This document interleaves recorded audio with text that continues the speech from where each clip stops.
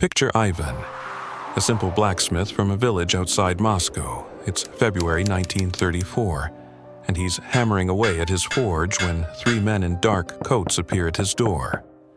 No explanation, no trial, just accusations of being a Gulag sympathizer and counter-revolutionary.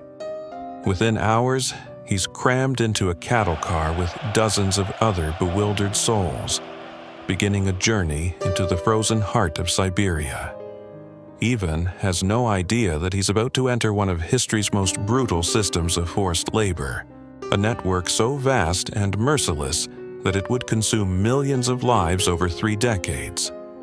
This is the story of Stalin's Gulags, the Soviet Union's archipelago of suffering that stretched across the world's largest country. Between 1929 and 1953, approximately 18 million human beings would pass through these camps. Of those, conservative estimates suggest that at least 1.5 million never returned home.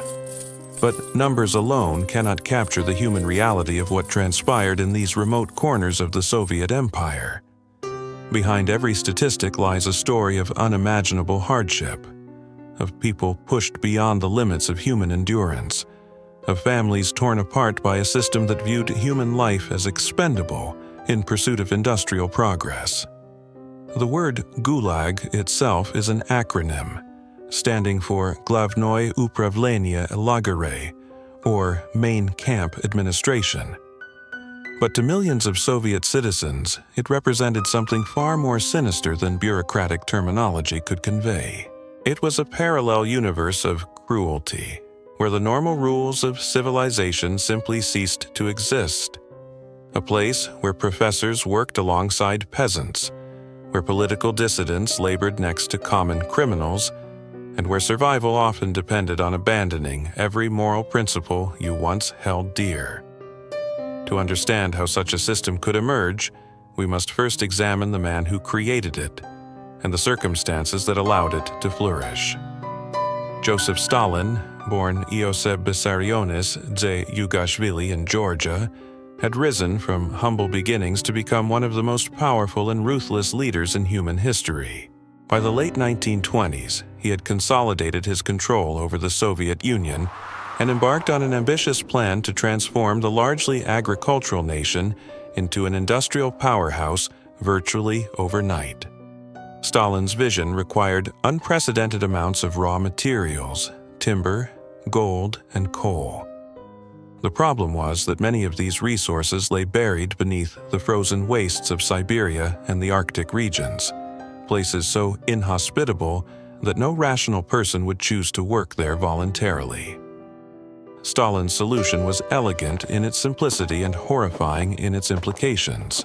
He would use forced labor, millions of prisoners who would have no choice but to extract these resources under the harshest conditions imaginable. The Gulag system didn't emerge from nothing. Its roots stretched back to the early days of the Bolshevik Revolution, when the new Soviet government established the first labor camps for political prisoners and class enemies. But it was under Stalin that this network expanded into something unprecedented in human history. The formal establishment of the Gulag administration in 1930 marked the beginning of a systematic approach to forced labor that would touch virtually every corner of Soviet society. The camps began to fill with 3 distinct waves of prisoners. The first wave came during the collectivization campaign of 1929 to 1932, when Stalin moved to eliminate the kulaks, the slightly more prosperous peasants who were seen as obstacles to his agricultural reforms. Entire families were uprooted from their ancestral lands and shipped to remote camps, guilty of nothing more than owning a few extra acres or hiring seasonal help during harvest time. The second wave coincided with Stalin's Great Purge of 1936 to 1938, when paranoia reached fever pitch and anyone could be denounced as an enemy of the people. Party officials, military officers, intellectuals, engineers, and ordinary citizens found themselves caught in the machinery of repression. Confessions were extracted through torture, and kangaroo courts handed down predetermined sentences. The NKVD, Stalin's secret police, operated with quotas for arrests, creating a perverse incentive to find enemies of the state whether they existed or not. The third major wave came in the aftermath of World War II, when entire ethnic groups were deported to the camps as punishment for alleged collaboration with the Nazis. Chechens, Ingush, Crimean Tatars, and others were loaded onto trains and shipped to remote regions, regardless of their individual actions during the war. Returning Soviet prisoners of war, who should have been welcomed as heroes, instead found themselves suspected of treason simply for having been captured by the enemy. But the Gulag wasn't just a dumping ground for political prisoners.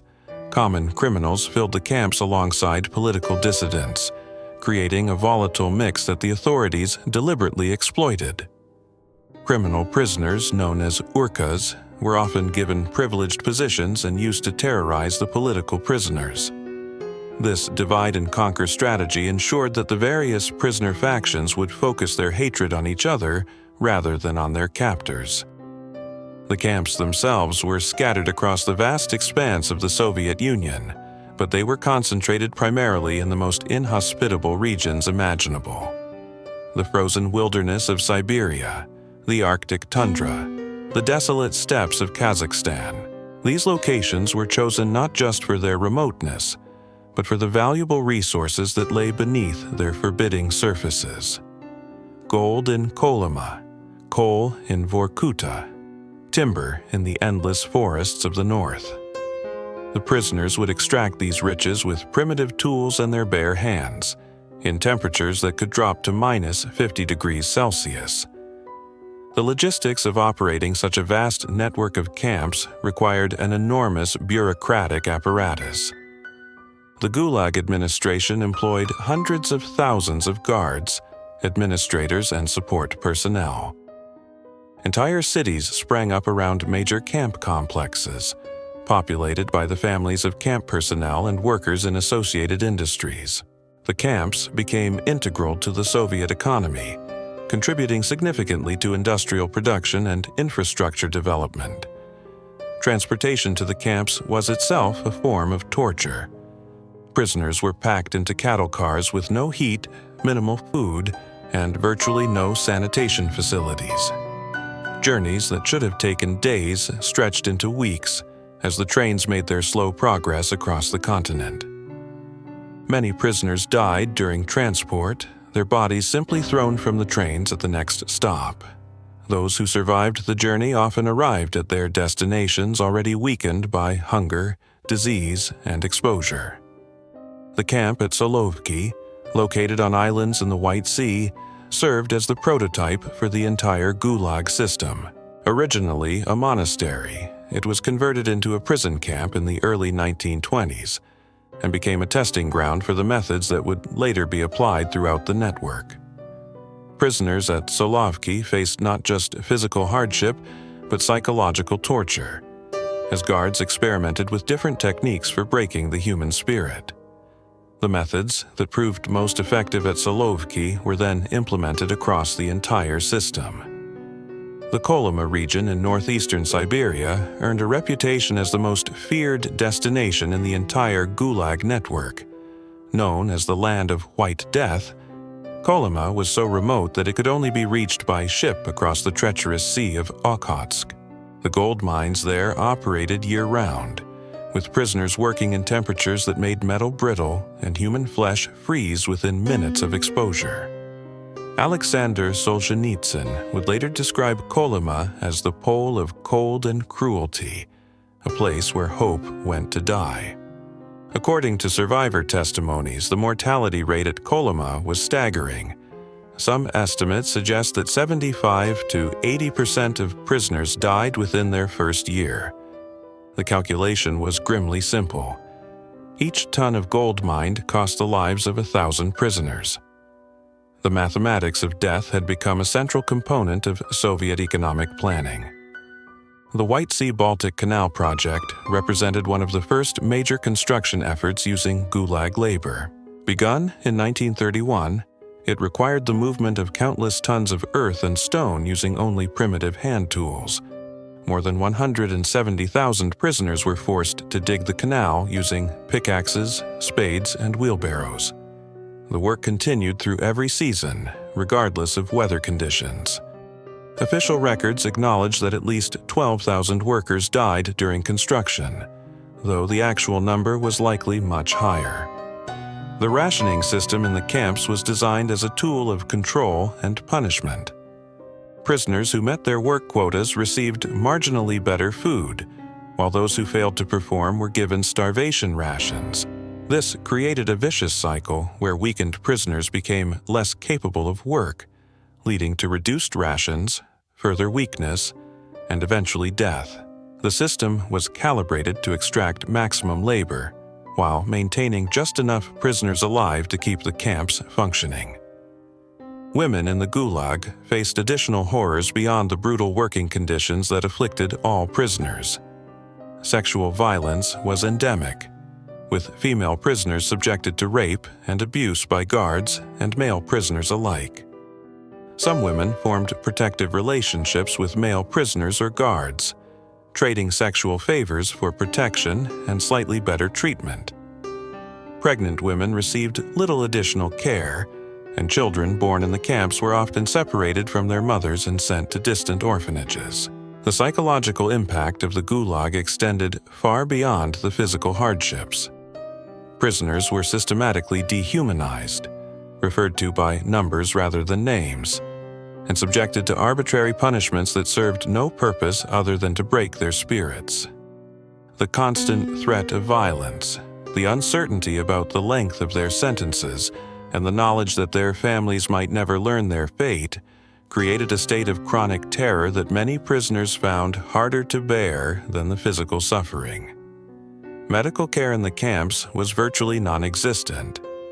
Sick prisoners were expected to continue working unless they were literally dying, and those who could no longer perform their duties were often simply abandoned to die. Scurvy, typhus, dysentery, and tuberculosis ran rampant through the overcrowded barracks. Frostbite and injury from dangerous working conditions were treated, if at all, with the most primitive methods. The guards who oversaw this system of suffering were themselves trapped within its logic. While they enjoyed better living conditions than the prisoners, they were isolated in remote locations for years at a time, surrounded by human misery and death. Some became sadistic, taking pleasure in the suffering they inflicted. Others simply became numb, viewing the prisoners as something less than human. A few retained their humanity and occasionally showed small acts of kindness, though such behavior was dangerous and could result in their own imprisonment. The bureaucracy of the Gulag was meticulous in its record-keeping, documenting everything from daily food rations to production quotas to death rates. This obsession with statistics created a surreal disconnect between the administrative language used in official reports and the human reality of what was being documented. Camp administrators wrote clinical reports about productivity improvements, while thousands of human beings died around them. The sheer scale of the Gulag network defied comprehension. At its peak, the system encompassed nearly 500 separate camp administrations, each controlling dozens or even hundreds of individual prison facilities. Conservative estimates suggest there were at least 30,000 individual camps scattered across the Soviet Union, from the Arctic Circle to the deserts of Central Asia. This wasn't simply a prison system, it was a parallel economy built on human suffering. The prisoners themselves came to understand the cruel mathematics that governed their existence. Work brigades were assigned daily quotas that seemed impossible to meet under normal circumstances, let alone while weakened by hunger and exposure. Those who failed to reach their targets faced reduced food rations, creating a death spiral that claimed thousands of lives every month. The system was designed with cold efficiency. Extract maximum labor from each prisoner before they died, then replace them with fresh arrivals from the endless stream of new convicts. Consider the story of Dr. Elena Marchenko, a respected physician from Leningrad who found herself condemned to 10 years in the camps for the crime of treating a patient who was later accused of anti-Soviet activities. Her medical knowledge, which should have been valued, instead made her a target for suspicion. In the camps, she watched highly educated professionals reduced to fighting over scraps of bread, their former dignity stripped away by the relentless brutality of the system. The journey to the camps began in the overcrowded prisons of major cities, where prisoners might wait for months before transport. The Lubyanka prison in Moscow became synonymous with terror, its cells packed with men and women who had been swept up in the machinery of repression. Sleep was impossible with dozens of people crammed into spaces meant for a handful. The air grew thick with the stench of unwashed bodies and human waste, while the constant sound of footsteps in the corridors reminded prisoners that others were being taken away, perhaps never to return. When transport orders finally came, prisoners were loaded into freight cars designed for cattle. These rolling prisons, called Stolipin cars after a Tsarist minister, became mobile chambers of horror. Up to 60 people might be packed into a single car, with one small window providing the only ventilation. A hole cut in the floor served as the sole toilet facility. Food consisted of salted fish and bread, deliberately designed to create thirst that could not be adequately quenched with the minimal water provided. The Trans-Siberian Railway carried these human cargo loads eastward, the journey stretching for weeks across the vast Russian landscape. Prisoners watched through barred windows as familiar European forests gave way to the endless expanse of Siberian wilderness. Each mile traveled represented another step away from everything they had known, deeper into a world where different rules applied. Death became a constant companion during these transports. Bodies of those who succumbed to disease, hunger, or despair were simply thrown from the trains at remote stations, left for local authorities to dispose of. The survivors learned to sleep sitting up, pressed against strangers who might themselves be dead by morning. The psychological impact of this journey was carefully calculated by the authorities. By the time prisoners reached their destinations, many had already been broken by the experience. The arrival at camp was designed to complete this process of dehumanization. Guards would line up the new arrivals and deliver speeches about their new reality. They were no longer citizens with rights, but enemies of the people who would earn their redemption through labor. Names were replaced with numbers. Personal possessions were confiscated.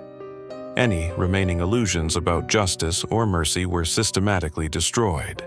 The daily routine in the camps followed a pattern designed to extract maximum work while maintaining just enough prisoners alive to keep the system functioning.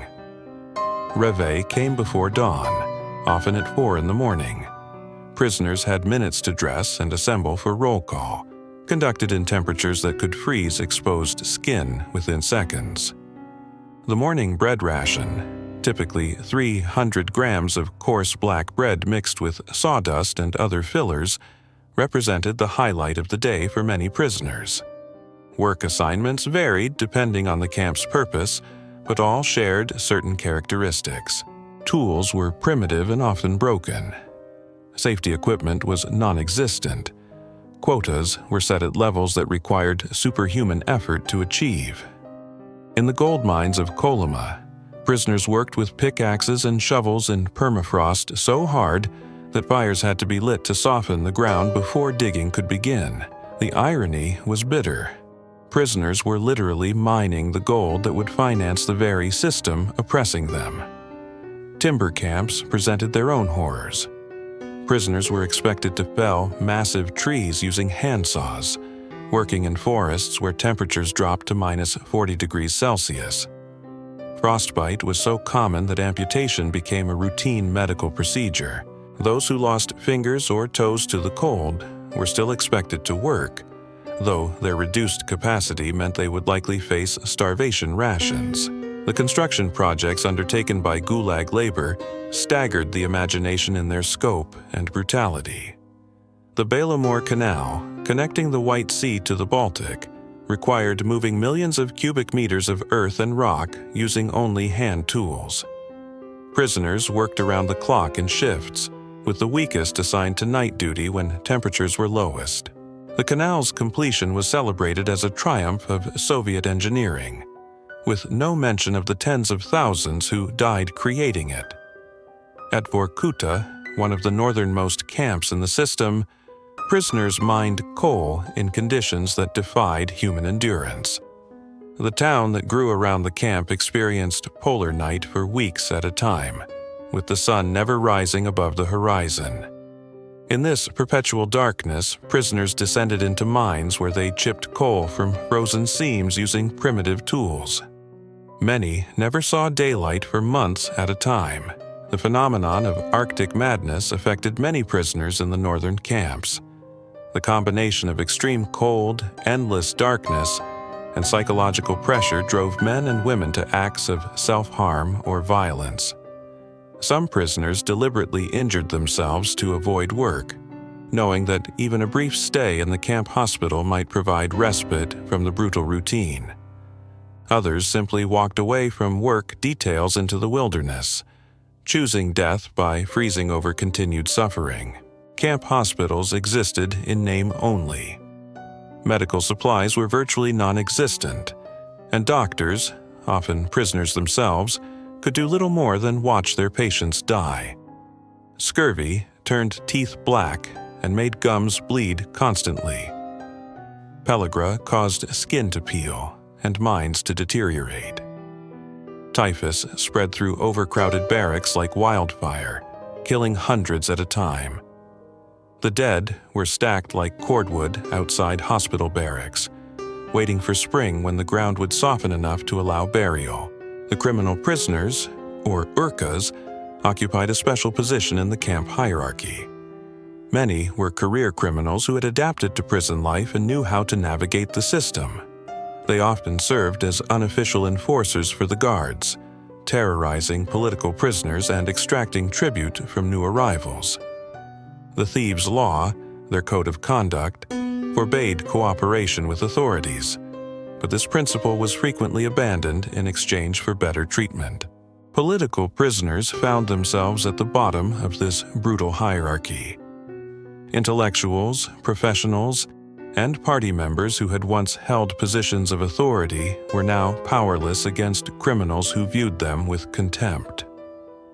The authorities deliberately fostered this antagonism, knowing that prisoners who fought among themselves were less likely to organize against their captors. Women in the camps faced particular horrors that male prisoners were spared. Sexual violence was endemic, with female prisoners subjected to assault by guards and male prisoners alike.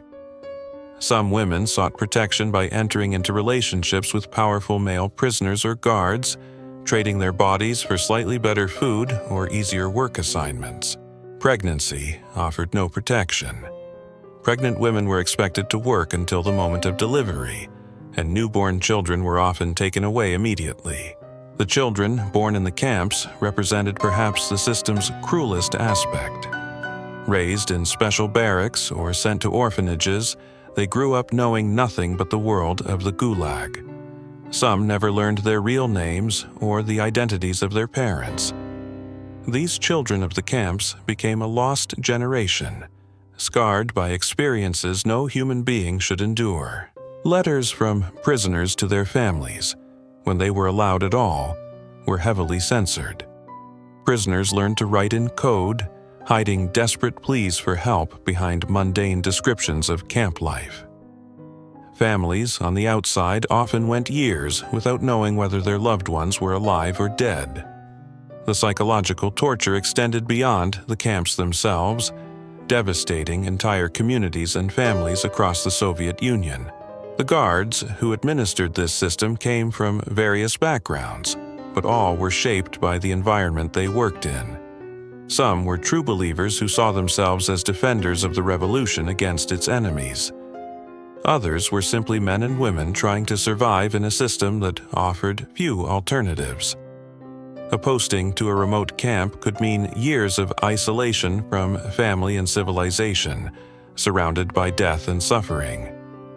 Many guards dealt with the psychological pressure by dehumanizing the prisoners, viewing them as less than human and therefore undeserving of compassion. Yet, even within this system of calculated cruelty, moments of humanity occasionally emerged. Prisoners formed secret networks of mutual support, sharing food and information despite the risks. Some guards, moved by conscience or simple human decency, would occasionally provide extra rations or warn prisoners of impending danger.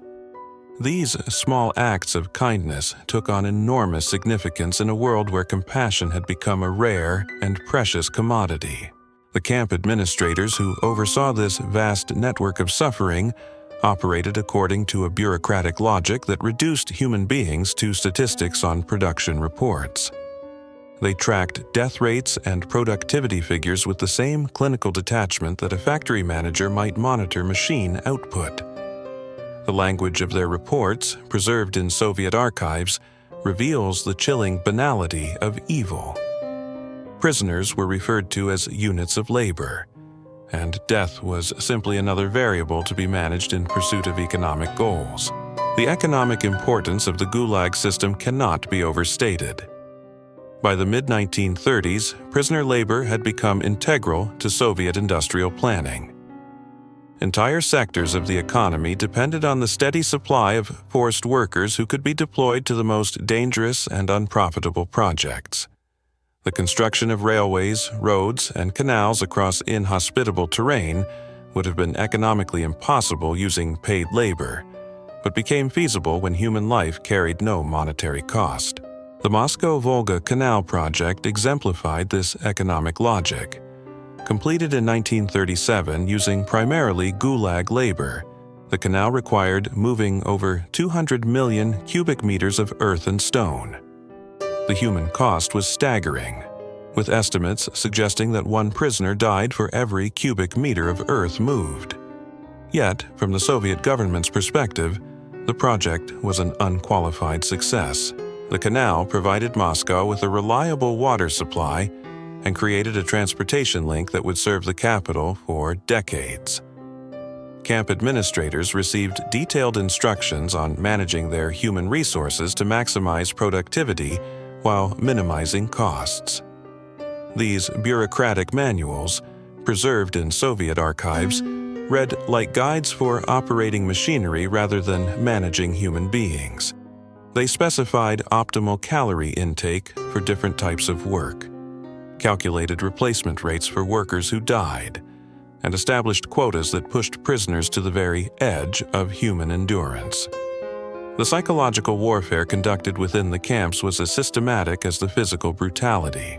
Prisoners were subjected to constant uncertainty about the length of their sentences, with many serving far beyond their original terms through arbitrary extensions or new charges. The infamous Article 58 of the Soviet Criminal Code, covering counter-revolutionary activities, was so broadly written that virtually any action could be construed as a crime against the state. Information became a weapon of control. Prisoners were deliberately kept ignorant of events in the outside world, creating a sense of complete isolation from the society they had once known. Newspapers, when available at all, contained only propaganda about the glorious achievements of socialism. Letters from family members were censored so heavily that they often became meaningless fragments, providing no real news about loved ones. The camp at Perm 36, though established later in the Gulag's history, exemplified the system's evolution toward psychological torture.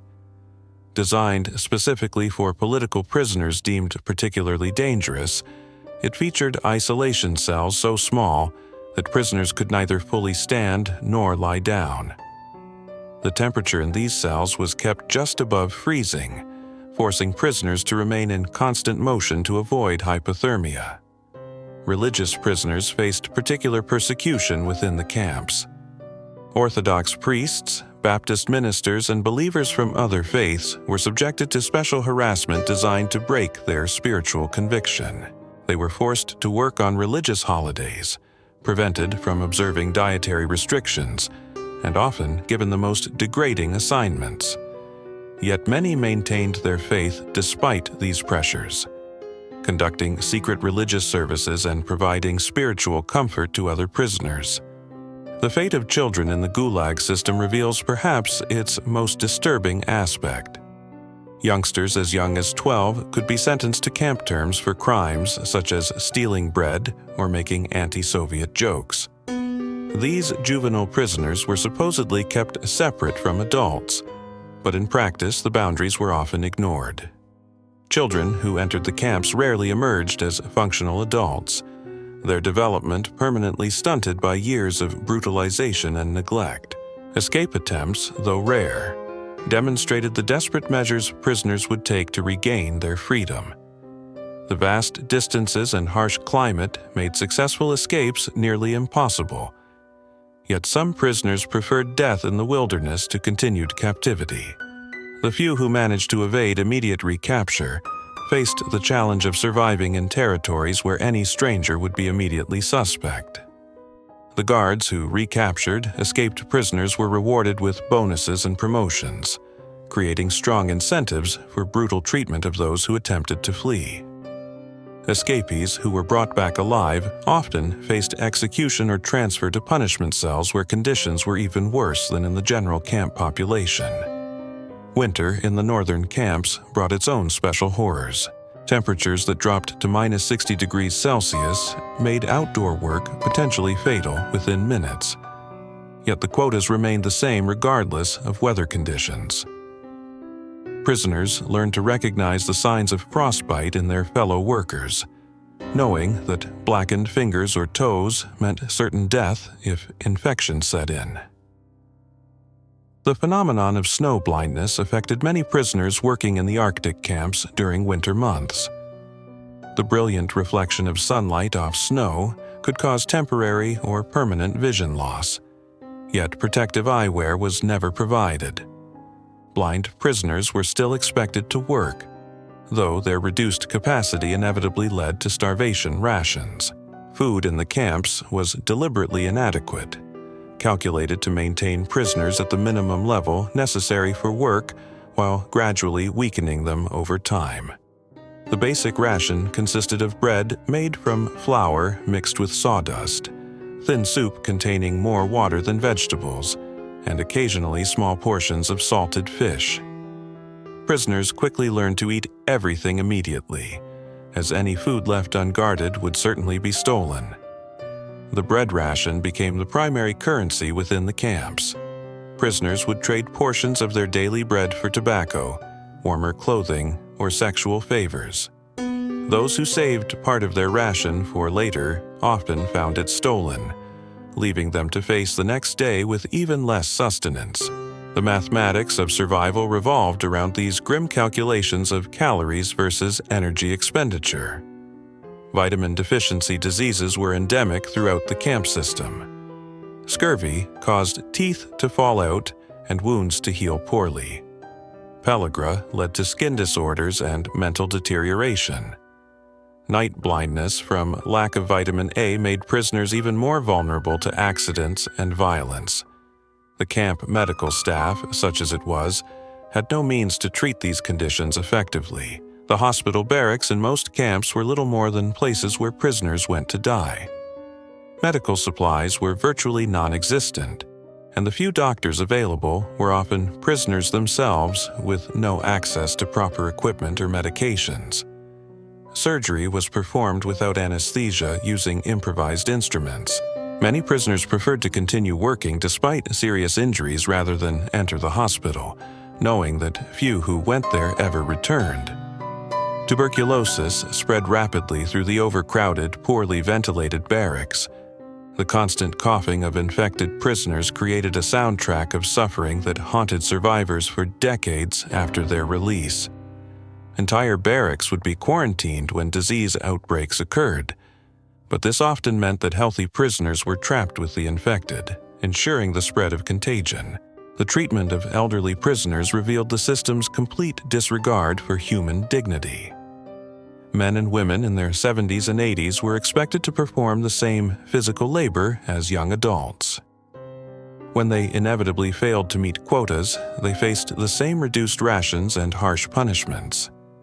Many elderly prisoners simply gave up the will to live, dying quietly in their bunks rather than face another day of impossible demands. Pregnant women in the camps received no special consideration for their condition. They were expected to work until the moment of delivery, often giving birth in unsanitary conditions with no medical assistance.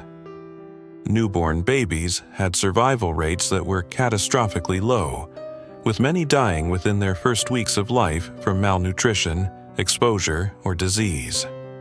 The few children who survived infancy in the camps faced a childhood unlike anything experienced by youngsters in the outside world. They grew up surrounded by death, violence, and despair. Many learned to steal and fight before they could properly walk. These children developed survival skills that served them well in the camp environment, but left them poorly equipped for life in normal society. Educational activities for children in the camps were minimal and focused primarily on political indoctrination. Reading materials consisted mainly of Soviet propaganda, and any questioning of official doctrine was severely punished. Children learned to parrot the correct political slogans while privately developing a cynicism toward authority that would shape their worldview for life. The psychological impact of witnessing constant death affected prisoners in different ways. Some became completely numb to human suffering, developing an emotional callousness that protected their sanity but destroyed their capacity for normal human connection. Others maintained their sensitivity but paid the price in constant psychological torment. Many prisoners developed elaborate mental exercises to preserve their sanity. Intellectuals would mentally compose poems or reconstruct literary works from memory. Engineers would design imaginary buildings or machines. Teachers would plan lessons they might never deliver. These mental activities provided a form of escape from the physical reality of camp life, though they also highlighted the tragic waste of human potential that the system represented. The guards themselves were affected by the environment they worked in, though their suffering was self-imposed and therefore generated little sympathy. Many developed drinking problems to cope with the psychological stress of their duties. Others became increasingly brutal as a defense mechanism against any feelings of empathy for their charges. Some guards found ways to profit from their positions, accepting bribes from prisoners' families or selling food and supplies that were meant for the camps. This corruption created additional layers of suffering for prisoners who might see desperately needed supplies diverted to the black market while they starved. The communications network within the camps developed its own complex codes and systems. Prisoners learned to tap messages through walls using a system based on the Russian alphabet.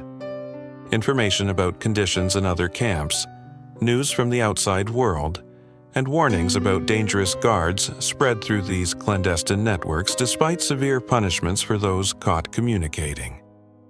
Letters from prisoners to their families were subject to such heavy censorship that they often became meaningless.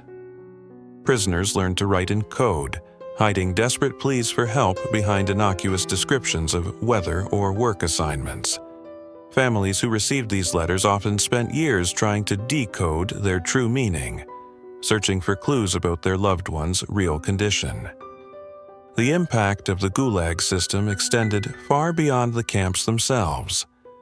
Families of prisoners faced stigmatization and discrimination that could last for generations. Children of camp prisoners found themselves barred from universities and good jobs, marked by their parents' fate, despite having committed no crimes themselves. Entire communities were devastated by mass arrests.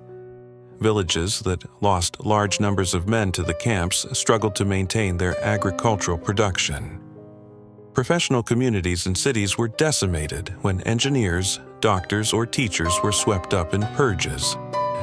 The social fabric of Soviet society was permanently altered by the fear and suspicion that the camp system generated. The economic inefficiency of the Gulag system became apparent even to Soviet planners by the 1950s. The high death rates meant constant recruitment and training of new prisoners. The poor quality of work performed by malnourished and demoralized prisoners often required extensive corrections. Yet the system continued to operate because it served political purposes that transcended mere economic calculation. The terror generated by the camps served to control the entire Soviet population. Citizens knew that a careless word or suspicious association could lead to arrest and deportation to the camps. This climate of fear ensured compliance with government policies and discouraged any form of dissent or independent thinking.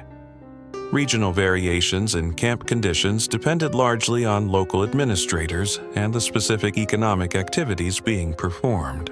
Some camps focused on logging operations, others on mining or construction.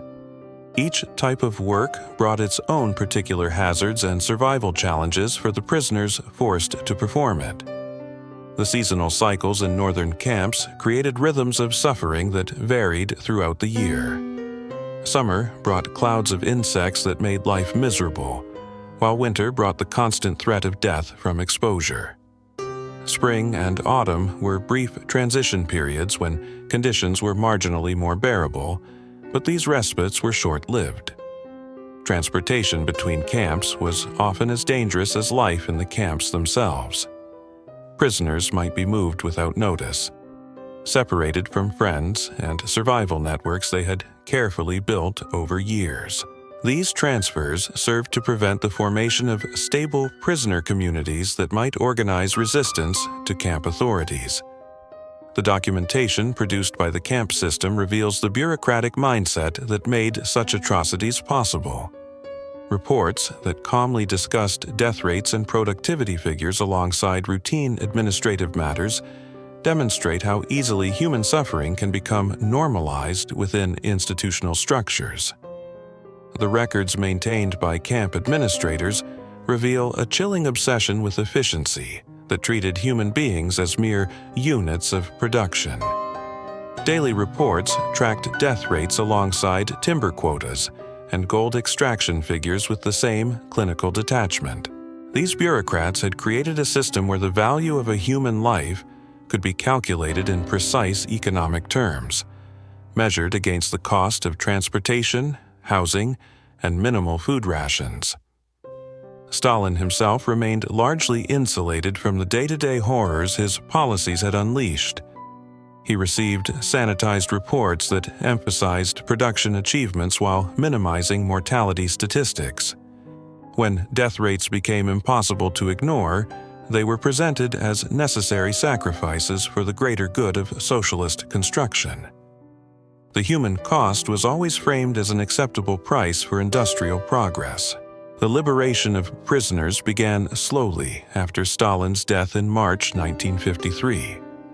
His successors, recognizing both the economic inefficiency and the political liability of the camp system, began releasing hundreds of thousands of prisoners in waves. But for many, freedom came too late. Years of brutalization had left permanent physical and psychological scars that would never fully heal. Returning prisoners faced a society that had moved on without them. Their families had often given them up for dead, remarrying or simply learning to survive without them. Former prisoners discovered that their homes had been redistributed, their possessions seized, their professional qualifications invalidated. The stigma of having been a camp prisoner followed them for years, making it difficult to find work or housing. The psychological trauma extended far beyond the former prisoners themselves. Entire families struggled to rebuild relationships damaged by years of separation and suffering. Children, who had grown up believing their parents were enemies of the state, now had to reconcile this propaganda with the reality of their loved ones' innocence. Wives, who had denounced their husbands under pressure, faced the impossible task of seeking forgiveness. Medical studies conducted decades later revealed the long-term physical consequences of Gulag imprisonment. Survivors showed dramatically higher rates of heart disease, arthritis, and other conditions related to malnutrition and physical trauma. Many had suffered permanent damage to their digestive systems from years of inadequate food. Frostbite had left countless amputees among those who had worked in the Arctic camps. The psychological wounds proved even more persistent. Survivors reported decades of nightmares, anxiety attacks triggered by seemingly innocent stimuli, and an inability to trust authority figures. Many developed hoarding behaviors, unable to throw away food even when it had spoiled, their minds forever marked by memories of starvation. Simple pleasures like warm clothing or adequate shelter retained an almost religious significance for those who had been deprived of such basic necessities for years. Some former prisoners found that their experiences had fundamentally altered their relationship with their homeland. They struggled to feel patriotic toward a country that had treated them so brutally, yet they also felt unable to leave the only homeland they had ever known. This internal conflict between love of country and hatred of the system created a psychological burden that many carried for the rest of their lives. The international community remained largely unaware of the full scope of the Gulag system for decades. Soviet propaganda portrayed the camps as humane rehabilitation centers, and Western governments often accepted these explanations rather than confront uncomfortable truths about their wartime ally. It was only through the courageous testimony of survivors like Alexander Solzhenitsyn that the world began to understand what had really occurred in the frozen wilderness of the Soviet Union. Solzhenitsyn's The Gulag Archipelago, published in the West in 1973, finally revealed the true nature of the camp system to a global audience. His detailed documentation, based on hundreds of survivor testimonies and his own experiences, demolished the Soviet Union's claims about the camp's benevolent purposes. The book's impact was so profound that Soviet authorities considered it a greater threat than any military weapon. The process of historical reckoning continues to this day. Memorial societies in Russia and other former Soviet republics work to document the names and stories of Gulag victims, often in the face of official indifference or hostility. Families still search archives for information about relatives who disappeared into the camps, seeking closure that may never come. Archaeological excavations at former campsites have uncovered mass graves and personal artifacts that provide silent testimony to the scale of suffering. A child's shoe found in the permafrost, a hand-carved wooden spoon, fragments of letters that were never sent. These humble objects speak more eloquently than statistics about the human cost of Stalin's vision. The lessons of the Gulag system extend far beyond the specific historical context of the Soviet Union. They demonstrate how quickly civilized societies can descend into barbarism when fear and ideology override basic human compassion. The camps show how bureaucratic systems can normalize the most extreme cruelty, transforming ordinary people into participants in mass murder through the simple mechanism of following orders and meeting quotas. Perhaps most importantly, the Gulag reminds us that the capacity for both evil and heroism exists within all human societies. The same system that produced sadistic guards and indifferent bureaucrats also created countless examples of prisoners who maintained their humanity under the most extreme conditions, sharing their meager rations with weaker comrades and risking their lives to help others survive. The memory of the Gulag serves as a warning about the fragility of human rights and the constant vigilance required to protect them. In societies around the world, we can observe the same patterns that enabled the Soviet camp system. The dehumanization of targeted groups, the use of fear to silence dissent, the gradual erosion of legal protections in the name of security or progress.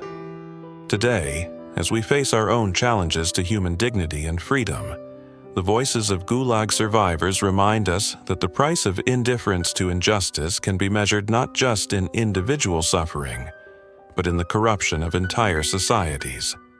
Their stories compel us to remember that behind every statistic of oppression stands a human being with hopes, dreams, and an inherent dignity that no system of repression can ultimately destroy. The 18 million people who passed through Stalin's camps between 1929 and 1953 were not just victims of history. They were witnesses to humanity's capacity for both cruelty and resilience. Their suffering was not meaningless if we learned from it. If we use their testimony to build societies that value human life above ideological purity or economic efficiency. In the end, the true horror of the Gulag system lay not in its primitive conditions or brutal guards, but in its systematic denial of the fundamental truth that every human life has irreplaceable value.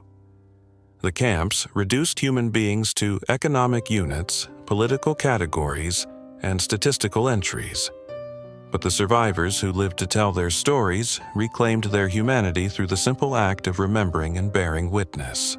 Their testimony stands as an eternal reminder that no matter how sophisticated our systems of oppression become, no matter how compelling the justifications offered for sacrificing individual lives for greater causes, the spark of human dignity cannot be permanently extinguished.